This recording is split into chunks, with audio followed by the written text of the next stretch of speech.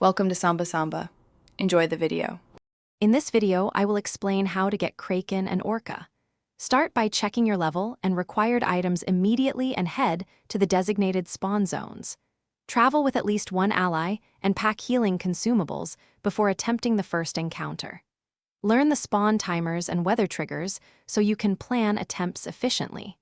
Manage resources during fights and retreat if the tide turns against you. Spawn conditions are key to finding Kraken and Orca, so study patterns carefully before committing time. Check weather, time of day, and nearby activity that might block spawns.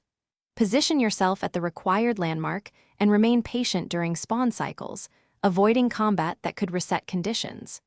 Use reconnaissance tools or party scouts to monitor changes and coordinate attempts during optimal windows for a higher success rate. If you are finding this guide helpful, please subscribe and like the video. It really helps the channel. Quick recommendation: grab Little Tree's Black Ice for a clean, bold scent in your car after a long play session. I find a fresh-smelling ride makes any gaming commute better. Check the description for the link and other deals, and now let's get back to the video. Fight smart when facing Kraken and Orca by focusing on weak points and avoiding large area attacks.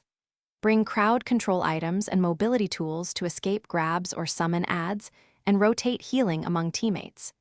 Use revival items strategically to keep momentum and prevent wipes during long engagements. Communicate attack windows and call out phase changes so everyone maximizes damage while preserving resources and positioning. Thanks for watching.